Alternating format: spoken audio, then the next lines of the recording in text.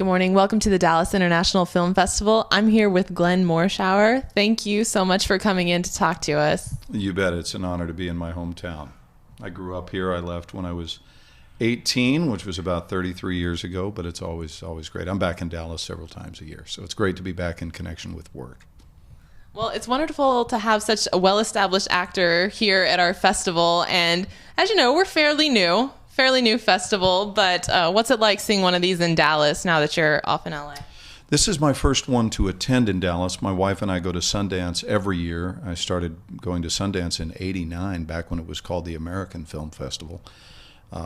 USA Film Festival there. And last year we had a lovely film called Desdemona, a love story, playing at this festival, and was unfortunately unable to make it in because of our shooting schedule in 24. But 24 has now officially been canceled, and that leaves all of us available for employment and travel and whatnot, so I was free to make it here this year. And we're here with a movie called Walking Distance. Mel House directed it, and James Lamar produced it. So I haven't seen the movie yet, so I can't say much about it. Well, can you tell us a little bit about your role in it, in Walking Distance? I actually played James Lamar's father, and Walking Distance is a horror movie. It is the 5th horror movie of my 35-year career. Walking Distance references the fact that it takes place in a small town anywhere USA, and everything in the community is within walking distance. I was looking for something that was out of what I've been playing for the last 7 years, which is the head of the Secret Service on 24, and I make my living playing. If you look at my IMDb page, my resume says Colonel, Colonel, General, Colonel, General, Colonel, Mayor, Mayor, Chief of Police, Admiral, Ensign, and so I was just ready to do something different, although better to be typecast than not cast. That is a really good attitude to have, actually. And, you know, like I said, you're a very well-established actor. We're a young film festival. We want people to come to Texas to look at our talent pool, look at our locations. So, you know, for actors in particular, Texas actors in particular, what kind of advice would you give them? You know, acting is, it is perhaps one of the all-time most challenging decisions that someone could make if you only look at the math. And this is something I say in my seminars. I travel all around the world as a motivational speaker when I'm not shooting, and really enjoy that. But this is a great truth. It's true about you. It's true about the people in this room. And it's true about everyone on the planet, which is that our nature is to not be afraid of math. Our nature. Meaning that there are approximately 125,000 members of the Screen Actors Guild. And I know that Texas is a right-to-work state. Since I'm from here originally, I am a union member. It's pretty much a requirement to work in California. Right. But that being said, of the 125,000 members, that becomes little league when you consider that in order to become a human being, you actually outswam about 550 million other competitors to get here in the first place. I don't say that as a joke. I say it because it's the truth, that winning is our nature. So we mustn't be intimidated by math. It is our nature to defeat math.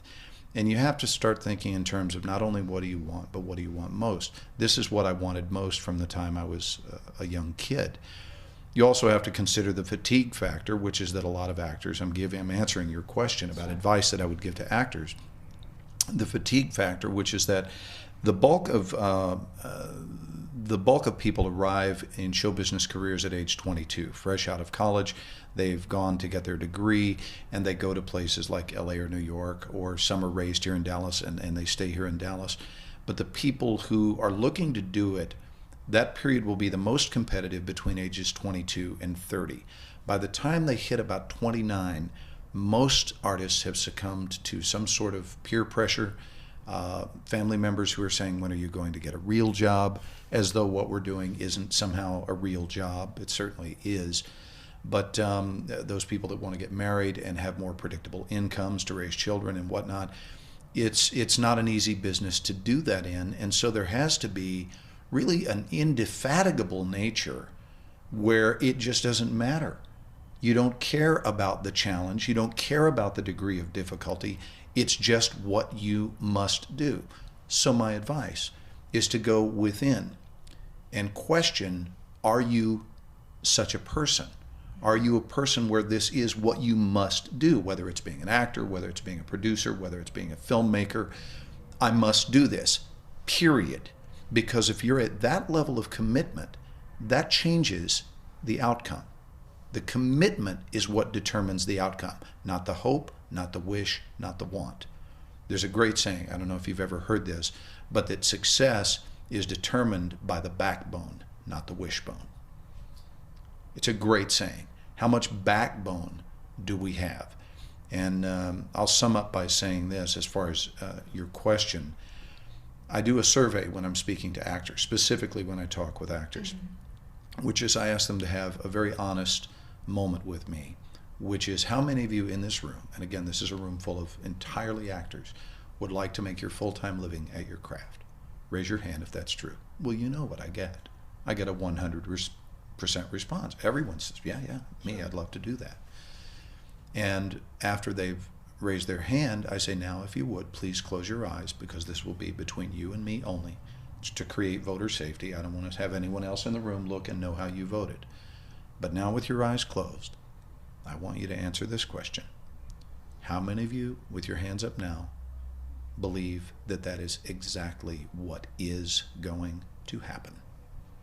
Only leave your hand held up if you believe that. Not if you wish it, not if you want it, not if you hope for it, but if you believe it. Do you know that consistently, no matter where I go, 90% of the hands go down at that point?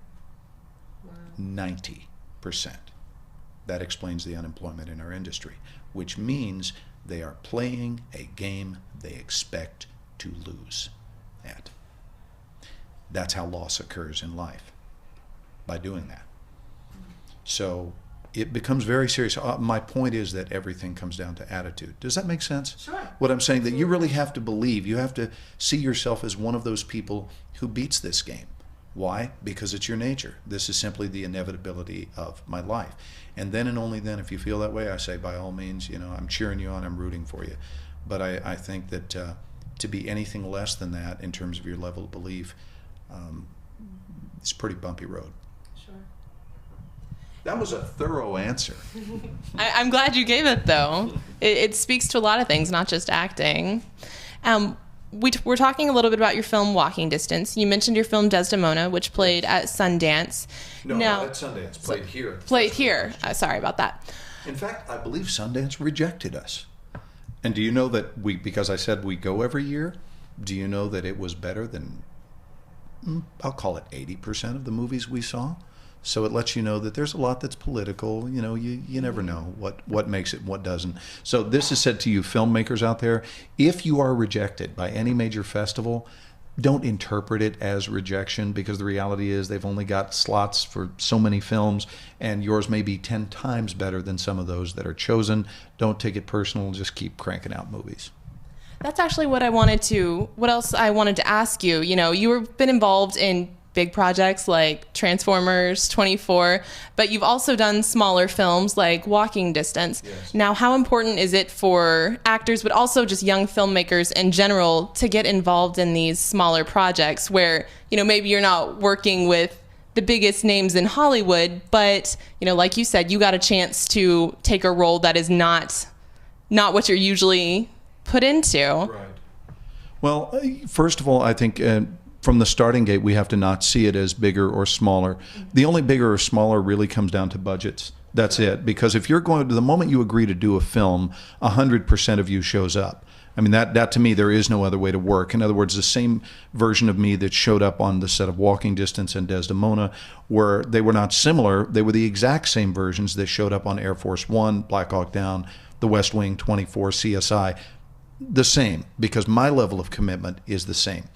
Frankly, there's a lot that's preferable on a lower budget deal, on an independent feature, because it's more family driven and it's love driven. It's clearly not money driven.